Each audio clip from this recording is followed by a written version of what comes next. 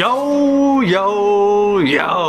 what is up guys? Nick Nakai here, Let's Drift Media. Thank you guys all so much for coming back to the channel. If you're your first time here, please hit that subscribe button down below. So today's video is gonna be the Q&A video. I know I posted about it, so I had you guys ask me some questions on Instagram and the YouTube community to see what you guys wanted to know about me. So that's basically what this video is gonna be about. I wanna say I have over 60 questions, so I don't think I'm gonna be able to answer all of them because some of them are pretty stupid, but I'm gonna try and answer as many as I can. I'll start from the IG ones and then go over to the YouTube ones, and I'll just drop down whoever asked the questions tag down below. So let's go ahead and get started with this video. Got some screenshots of questions people have asked.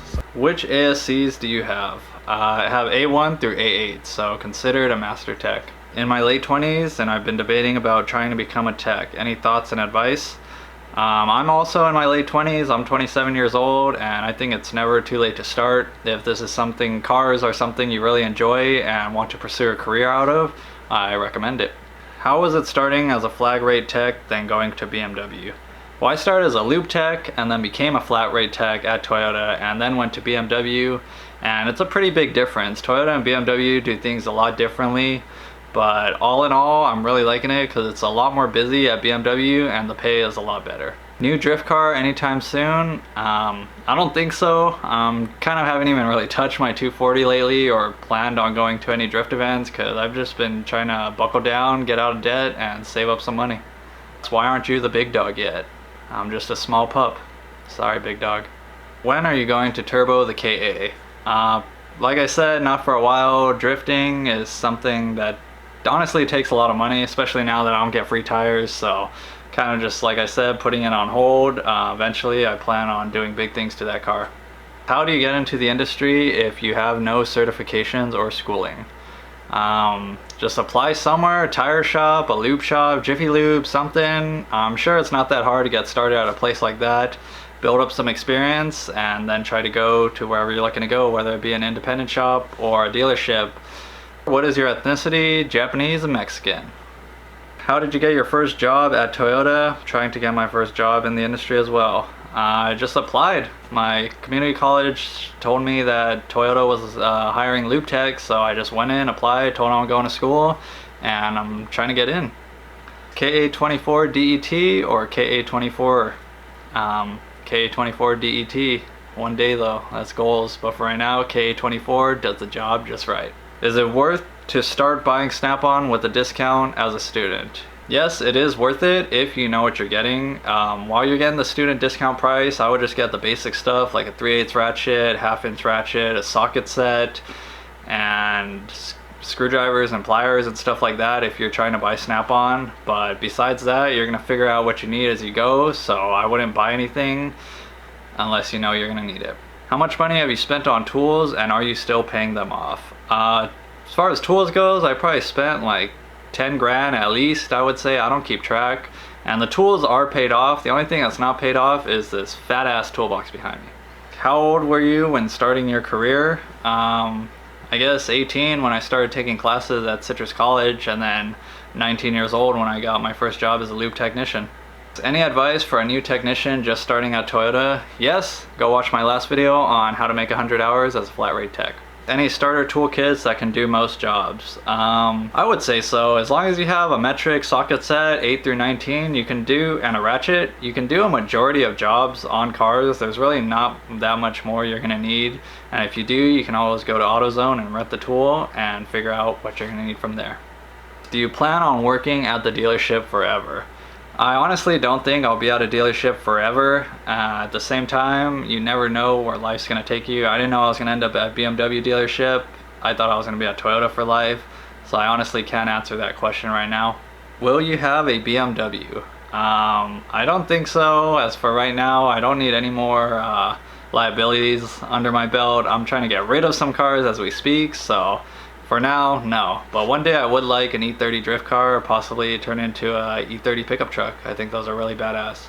Difference between working at independent shops and a dealership. I can't really tell you what exactly it's like working at an independent shop because I've never worked at an independent shop. But at a dealership, I know it's pretty great because you have unlimited resources to figuring things out with cars and a lot more help versus independent. If you get a car and you can't figure it out or your boss can't figure it out, I don't really know what you do in that situation. All right, well, those were all the questions from Instagram that I felt like answering. Let's head over to the YouTube. How much would a Master Tech make at your dealership? I don't really know how much a Master Tech, because I'm a Master Tech, ASE Master Tech, but I'm not a BMW Master. But I know the big dogs there are making 41 an hour, which is pretty insane. Tips for ASE slash studying. ASE testing slash studying. I honestly did not study for my ASCs because the study guides, I feel like, do not help you when you take the actual test. I just basically went into the test and looked at it like there's going to be 4 answers. More than likely 2 of the answers they give you don't make sense at all. So if you really read the question, you could kind of eliminate the 2 stupid answers and then make your decision based off the 2 likely answers. And I figured that techniques worked for me really well. I'm actually thinking about doing a video on this, so stay tuned. So what tools have you had to acquire since you've moved to BMW? And how does working on BMWs differ from Toyota in your opinion? The only big tool that I really had to buy to work at BMW would be like an electric 3/8 ratchet and a 3/8 to 1/4 inch adapter, because I figured electric ratchets come in really handy when working at BMW, and I never used them at Toyota. I would just use my air ratchet. But with BMWs, I would say the vehicles are a lot tighter to work on, so definitely you gotta have a good 1/4 inch socket arsenal, and of course a lot of torque sockets. But besides that, if you have your tools from Toyota, you're really not gonna need that much more to work at BMW. I know a common mindset people have is when you're going to switch manufacturers, you're going to have to buy all new tools. There's really only so many tools you're going to need. Yeah, there's going to be some specialty tools and stuff like that, but at least where I work at, the shop has every specialty tool you need almost. So if you can't find it there, maybe another technician will have it, and then of course you can just go buy one after you borrow it from them. But for the most part, I haven't bought really much tools. I probably maybe spent like $300 or $400 extra on tools from what I already had. Would you one day consider opening your own shop? Right now, no. Down the road, possibly. Right now I'm just focusing on becoming better at diagnosing cars, because I don't have much experience actually diagnosing problems on cars, and working at BMW has the benefit of forcing me to become better at diagnosing. Frank asks, I've worked at Walmart's tire and lube lane for a year but have no schooling. Would dealerships still consider me, or is some schooling necessary? Yes, it depends where you go. I'm pretty confident that you could get a job in a dealership as a lube tech at least with no schooling, just because you already know how to do basic oil change services and stuff like that. But if you really want to get into a dealership that bad, even start as a porter, and I've seen plenty of porters move up to the lube technician position and further from there. If you could do it all over again, would you still become a technician? I probably would, because I honestly don't know what else I'd be doing. I have a lot of fun at work. I really enjoy working with my hands and figuring things out, so far it's been good to me. Do you buy tools outright or finance them? And do you buy from the truck or cheaper alternative brand, or even used? Usually when I buy tools, if it's like more than $100, I'm just financing it through the truck. And if it's like something that I know you can get a deal on Amazon or something, I'll just go to Amazon for a lot of my tools. But for the most part, it's the trucks, just because they're convenient and they don't charge interest, at least on tools. So I just figure you pay them a low weekly payment, and that's how I've been rolling. So what is the hourly wage for a lube tech at Toyota in California? I'm curious, since I want to apply to a few dealerships near me, but don't want to be rude by asking their hourly. Well, they're gonna tell you how much they're paying hourly, so pay is not something you should be ashamed in asking for. But all I know is when I was at Toyota, they were paying lube techs minimum wage to be a lube tech, and at BMW they don't have lube techs, so I can't tell you that. But I would say if you're a lube tech, I would expect around minimum, or maybe a couple bucks more than minimum, just because they're a dime a dozen. What kind of technicians are at most dealerships? I would say most technicians are parts changers. I'm not saying everybody's a parts changer, but most dealership technicians are parts changers. That goes for the reason though that at the dealership a lot of work you're doing is just R&R and recalls and warranty work, so it's just a lot of parts changing. Hey man, I've been contemplating quitting my actual job and pursuing a career as a loop tech. How do I know this is actually what I want to do? You're really not going to know until you go balls deep into the industry and work a couple months and see if this life is for you. Do you do a lot of side work?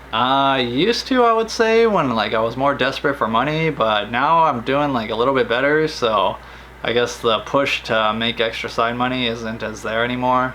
I will do side work when it's like close family or friends, but I like to kind of keep side work for like my own car and family and stuff like that. What is it about fixing cars that keeps you hungry and motivated? I would say the one thing that keeps me hungry and motivated, not only money, because I know a lot of people are motivated by money, which I am too, but the thing is constantly learning. Like I like to be challenged and I like to learn things and figure things out. Like I get satisfaction when I get a car, comes in for like a check engine light or something, and I think it's gonna be this, and I end up looking further into it and it ends up being something else. So that really keeps me motivated, and also the money. What brand of boots do you wear? I wear Redbacks. I used to use Snap-ons, but I switched over to Redbacks. I've had this last pair for a good couple years now. So, is there any money in the mechanic industry? Well, obviously there's money in every industry. It depends on what you make of it. Your flat rate, but let's say there's a dead period where there isn't much work. Would you guys still be on flat rate, or would there be an hourly rate?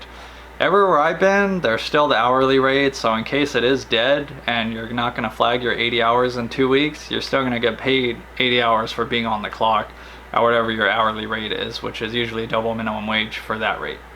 Besides being a loop tech, did they have you responsible for doing diagnostics and troubleshooting, or did the training from Toyota come first, then you did diagnostics? Like I said, it was light diagnostics at Toyota. We had a team leader there that would basically do most of the diag, and at Toyota I basically just did a shitload of recalls for the most part. And if we did have diag, the team leader would come in and help us out. What's the pay like over there? Not asking how much you make, wondering what's starting. You guys know I've said this before, minimum wage, double in California, so anywhere starting off as a flat rate tech, you should be earning 24 an hour. When I was at Toyota, top tech there, team leaders were getting paid $30 an hour, and now at BMW, top techs there are making $41 an hour. So that's one big reason why I left Toyota. Most flag hours in a week, probably that first pay period at Toyota, because I was like the most hungry and getting fed the most easiest jobs. I did 146 hours, but that was in a 2-week pay period. And so far, I don't think I've topped that. How long did it take for you to be comfortable with actually diagnosing and fixing cars? I'm 8 months in and a loop tech trying to get comfort with diagnostic work. I'm still not comfortable diagnosing work. If it's something I've seen before, then yeah, I'm comfortable with it, but a lot of the times I doubt myself and like always like to make sure I'm right, but luckily I have the benefit of that. I'm 1 semester into my community college. I want to start building my experience while going to school and making money. Will a dealership still hire me, for example Toyota, even though I'm going to school?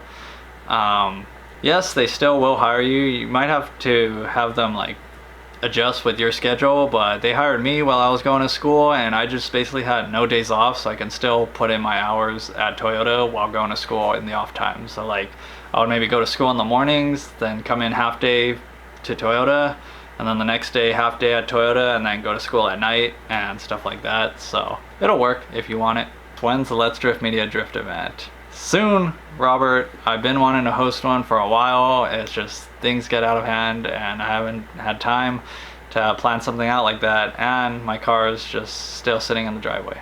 What made you become a technician, and does that line up with what you wanted to be as a child?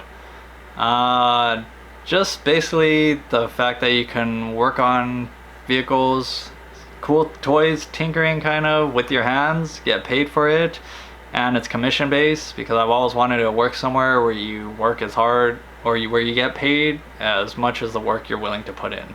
As a mechanic, do you urge someone to study automotive engineering? I don't urge you to, but I feel like it may help you in the field to actually have a better understanding of the engineering that goes behind these vehicles, but I don't think it's that big of a deal. Does the dealership offer support such as training or other options for troubleshooting tougher jobs? Yes, they offer support in many ways. You have your shop foremans there that will help you if you need help, and if they can't figure it out, you could send in a case to whether you're at Toyota or BMW or wherever you're at, and then you're talking to experts from the manufacturer that will basically kind of hold your hand even more step by step to figuring out the problem. And if that still doesn't work, they'll always send a factory rep down to your shop to see what's going on. What are your future video ideas, and how long can you keep making vids in the BMW shop? Honestly, my video ideas kind of come sporadically. Like, I'll just think like, oh, that would be a good video, and usually it comes from you guys when you guys recommend a video idea that you guys would like me to make. That's it for future video ideas. I'm not sure how much longer I can do these BMW videos. I'm kind of just slowly putting them out there, so when I get time, I'll try and film a good one and put them out for you guys, but don't worry, there's more to come. Any tips for people who are studying or just began working on cars? Yes, don't be afraid to fuck shit up, and don't be afraid to ask questions, because you're gonna fuck shit up and you're gonna need help. So just dive right into it. And if you're gonna break things, you're gonna break things. So that's all a part of the learning process. So that's it for this video. I try to answer as many as I can without answering them all, because if I would have answered them all, we would have been here for like 30-40 minutes and I would have just been rambling. So hope you guys enjoyed it. Sorry if I didn't get to your question. A lot of them I don't feel like I needed to answer, whether I said it in a past video or something like that. You can go back and get those answers to those questions. Thank you guys so much for supporting the channel. We're past 10K now, as you guys know, and this is fucking awesome.